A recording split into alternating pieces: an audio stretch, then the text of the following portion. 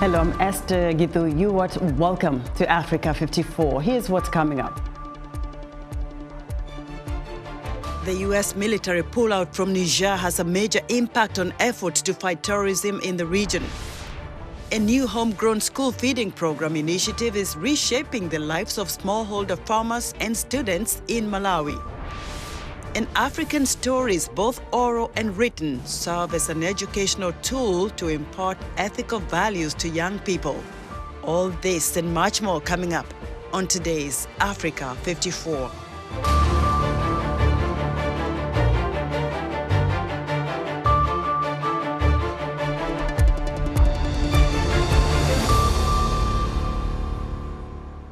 We begin our broadcast at the crossroads of North and Central Africa in Chad, where French and Chadian officials met to sign documents as France officially handed over its first military base as part of the withdrawal of its military forces from the Sahel country. Chad's military chief of staff says the base of Payalagu in the north has been handed over. The transition took place in accordance with the conditions agreed with Chad, according to the French military chief of staff. Chad last month abruptly ended military cooperation with its former colonial power, and French troops began leaving the country last Friday. Chad had been a key link in France's military presence in Africa and its last foothold in the wider Sahel region after the forced withdrawal of French troops from Mali, Burkina Faso, and Niger in the wake of a series of military coups. The U.S. military completed its withdrawal from Niger in September, where it had two bases that helped partners in the Sahel counterterrorism. The pullout came after members of Niger's military staged a coup in 2023. The U.S. military says the withdrawal has had a major impact on efforts to fight terrorism in the region. VOA Pentagon correspondent Carla Bob has more. With the U.S. military now out of Niger, defense officials say their presence in West Africa has dropped from about 1,000 troops at this time last year to fewer than 300 today.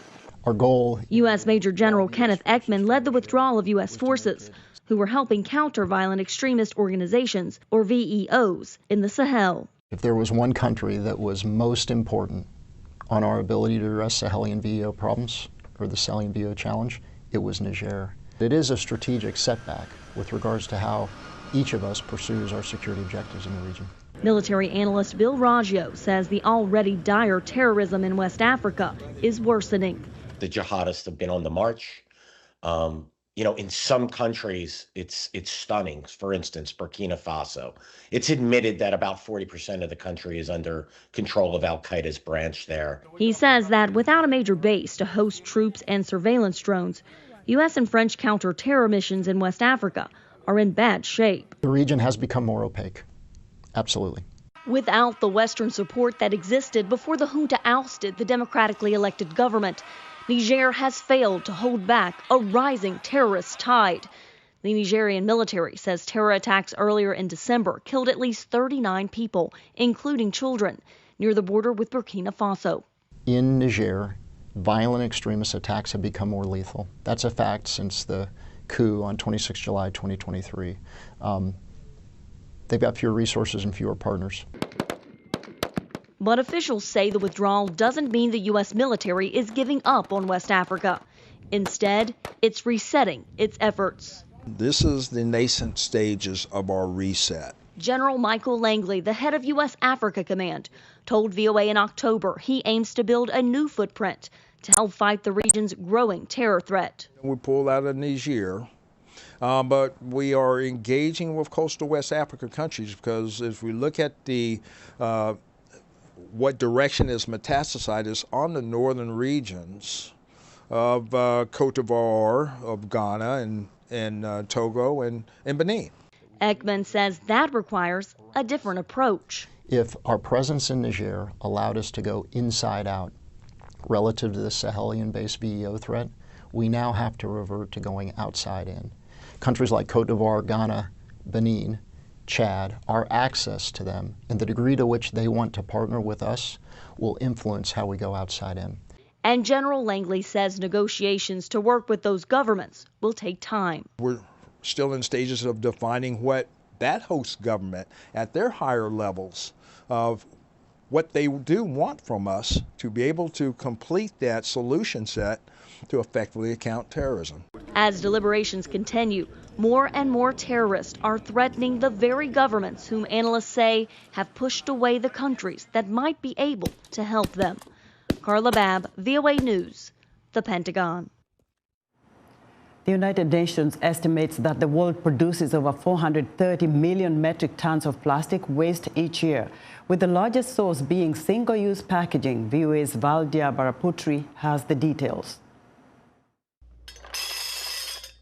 Trace supermarket in Vienna, Virginia, near Washington, has everything a shopper needs except containers. That's right, no bags, no boxes, no bottles. If you want to bring something home, even liquids like cooking oil or shampoo, you need to come prepared.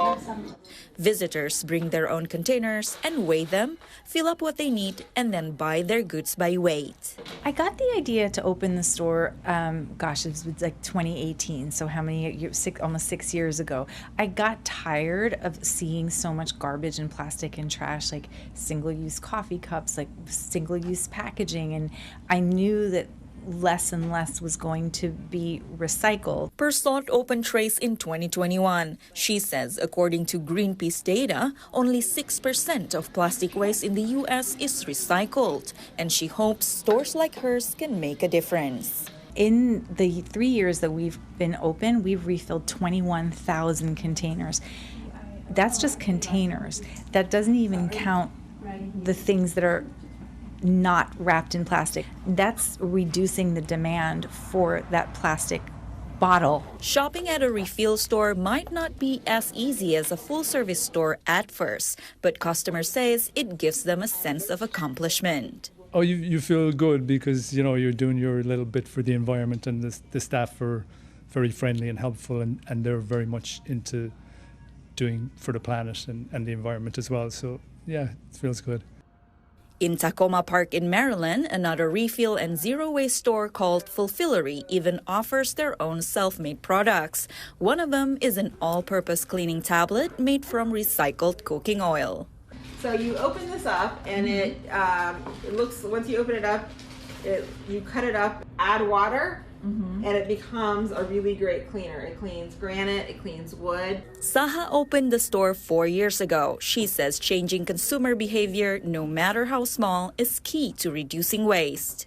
If the only thing they could do is carry around a reusable straw, that's still saving almost 500 straws a year, right? We just hope that people try to stop where they can. According to the advocacy organization, the U.S. Public Interest Research Group, there are about 1,300 stores in the U.S. with the zero-waste concept, and this number is growing. Around half are refill stores, and others are stores that have a large selection of refillable items. Valdia Baraputri, VOA News, Washington. A new initiative is reshaping the lives of smallholder farmers and students in Malawi. The homegrown school feeding program, championed by the UN World Food Programme, is bridging the gap between agriculture and public primary schools. Lamek Messina reports from Blantyre. Pirirani Nkwate is a small-scale farmer in the Zomba district of southern Malawi. She says that about 5 years ago, she started making more money selling her crops directly to her local primary school than she did selling to middlemen. This program has helped earn money to pay school fees for my 2 children. I've also bought 2 cows, something I never imagined before. Now I have a steady income. Nkwate is part of the UN World Food Programme's homegrown school feeding program. Since its pilot effort in 2012, the program has grown to support over 800,000 students and 35,000 farmers in 11 districts across the country. It provides farmers with reliable markets for up to 200 school days annually, boosting incomes and resilience. And it promotes dietary diversity, offering school children meals with ingredients from Malawi's 6 food groups. Donors supporting the initiative include Norway, the European Union, France, and Iceland. Students say the initiative is better than the previous feeding program, which had one fixed meal. In the past, we were eating porridge made from soy flour only, but now with the coming of this homegrown initiative, we are eating porridge from maize flour, potatoes cooked with ground nut flour, rice and pumpkins, and sometimes potatoes mixed with vegetables. The World Food Programme says the initiative has helped increase daily school attendance from 77% to 92% and reduce health-related absenteeism by 11%. However, some schools like Nyachenda Primary School in Nsanje district, the challenge is delays in supplies. We use the smallholder farmers that lack a lot of resources, and because of that, the food comes to our school maybe with 2 or 3 days late. World Food Programme says it is addressing the challenge, sourcing food from farmers in cooperatives around the schools. The farmers say the initiative has helped them earn enough money to construct houses, while for students, it promises a healthier and a brighter future. Lamek Masina, VOA News, Blantyre, Malawi. Tragedy has struck again as a boat filled with migrants were just learning that at least 69 people died after a boat headed from West Africa to the Canary Islands capsized off Morocco on December 19th, according to Malian authorities. The authorities there say the makeshift boat was carrying around 80 people when it flipped over and only 11 survived. A crisis unit has been set up to monitor the situation. The Atlantic migration route from the coast of West Africa to Spain's Canary Islands, typically used by African migrants trying to reach mainland Spain, has seen a surge this year with over 41,000 arrivals in January through November. This exceeds last year's record of nearly 40,000 arrivals. Following the disputed October 9th presidential election results in Mozambique, more than 2,000 Mozambican families have sought refuge in neighboring Malawi this week, while dozens of people were reported killed in the spreading unrest in the southern African country. Up to 6,000 inmates reportedly escaped from a high-security prison in Maputo on Christmas Day after a rebellion the country police chief says was part of a widespread post-election riot and violence in the country. The escape from the Maputo Central Prison started around midday Wednesday. Some of the prisoners at the facility are reported to have seized weapons from the guards and started freeing other inmates. In the skies over the eastern U.S., countless drones have been recently spotted, and everyone from residents to the president-elect has questions. Anita Powell explains. Airlines don't just hang out, and those aren't helicopters. Why have a large number of drones suddenly appeared in the skies over New Jersey? Who sent them, and why? These are questions spreading across America and the world. U.S. Homeland Security Secretary Alejandro Mayorkas said Sunday there was no indication of foreign involvement. He said that authorities are on it, but pointed to stretched thin resources. I want to assure the American public that we are on it. We are working in close coordination with state and local authorities. And it is critical, as we all have said for a number of years, that we need from Congress additional authorities to address the drone situation. Our authorities currently are limited, and they are set to expire. We need them extended.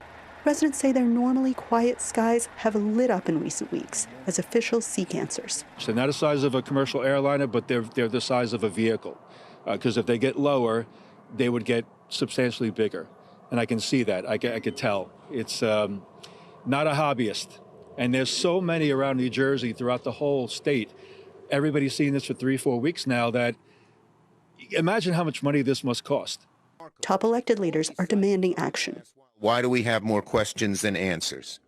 Well, we're here today for 3 reasons. First, to push a new but unclassified tech into wide use, the so-called Robin, to get answers on these drones, and also to announce that I am going to help pass, and I'm going to co-sponsor legislation that will combat these drones in a better way by allowing local police departments and state police departments to help the feds in sighting these drones, which so many have requested. And President-elect Donald Trump offered his own theory Monday. He would not say whether he had received a classified briefing on the matter. The government knows what is happening. They know where it came from and where it went. And for some reason, they don't want to comment. And I think they'd be better off saying what it is. Our military knows and our president knows. And for some reason, they want to keep people in suspense. I can't imagine it's the enemy, because if it was the enemy, they'd blast it out. Even if they were late, they'd blast it. Something strange is going on. Whatever this is, everyone agrees. They want answers. Anita Powell, VOA News, Washington.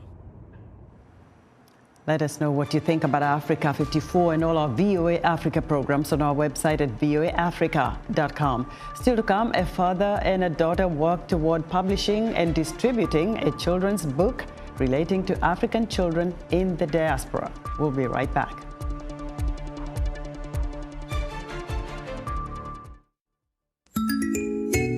Another year is ending, and like many other years, we are about to bid farewell to the year 2024. It was a year of remarkable achievements and significant challenges. On this episode of Our Voices, we will be reviewing major events of 2024 that had profound impacts on women and girls on the continent. We will also highlight the remarkable efforts by women over the past year as they continue to demand change and progress despite the hardships they face. Join the conversation each week right here on Our Voices. You're watching VOA's Red Carpet. My name is Jackson Vunganyi. Thank you so much for joining us each week right here on Red Carpet. We bring you the latest in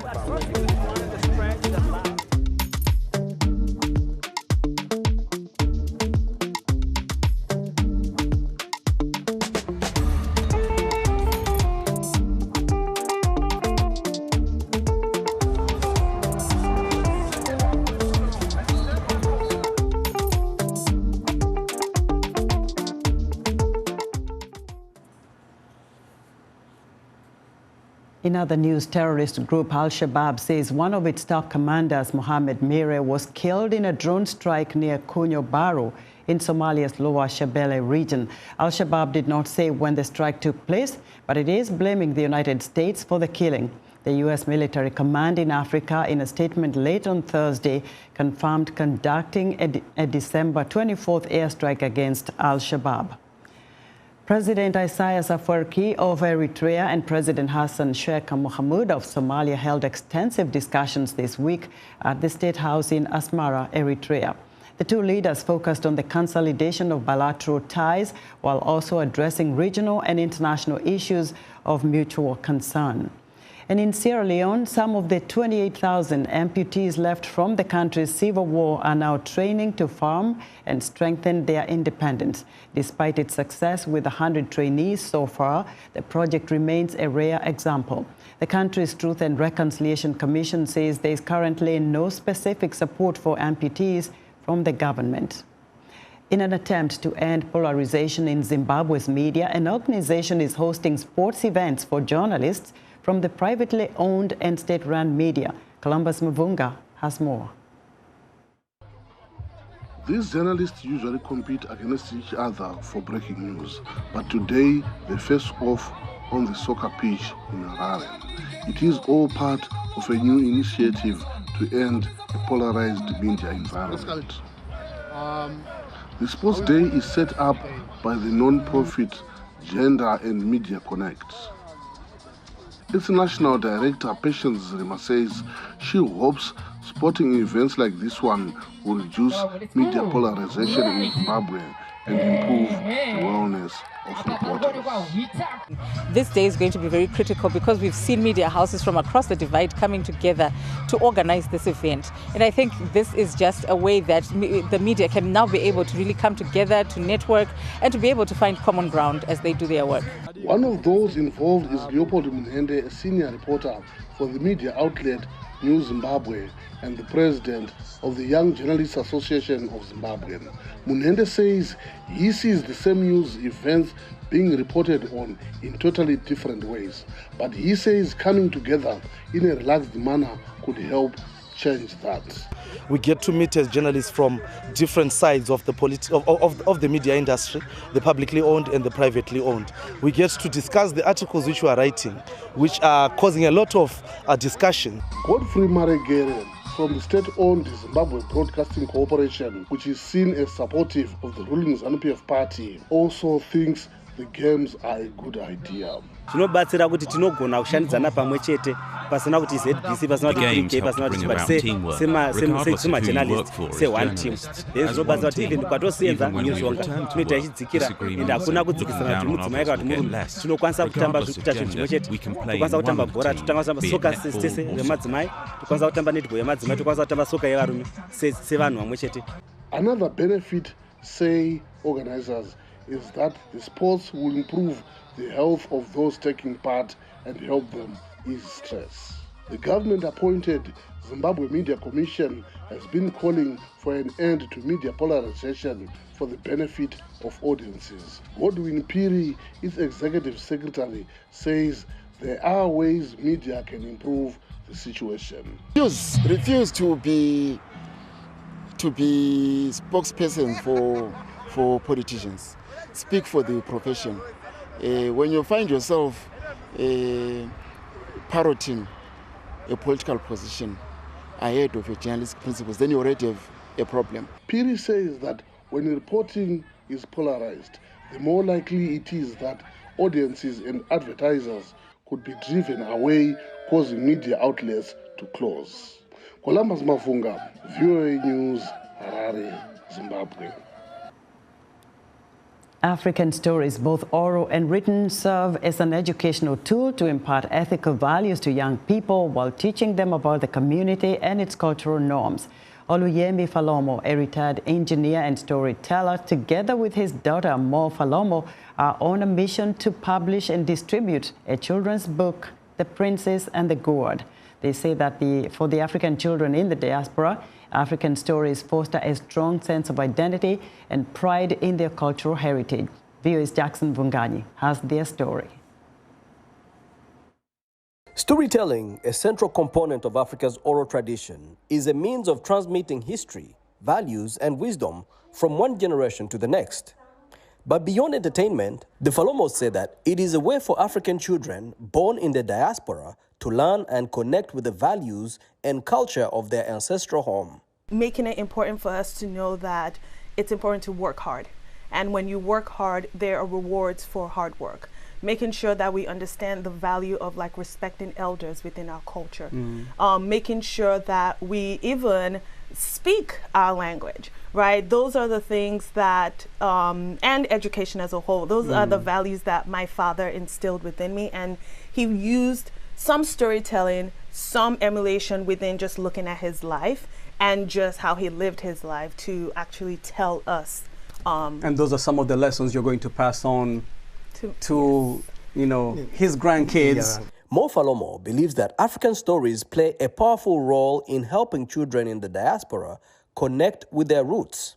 These stories, he says, nurture a strong sense of identity and pride in their rich cultural heritage, giving them a deeper understanding of who they are and where they come from. I wanted to ask you, Mr. Oluyemi, growing up in Nigeria, who was the storyteller in your family? My family, storytelling came mostly from grandparents when you go spend time with them.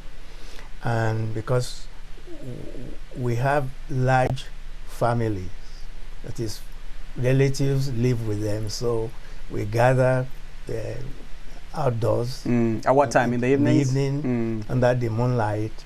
And there are riddles followed by storytelling. Is that usually after dinner, before dinner? After dinner. Okay.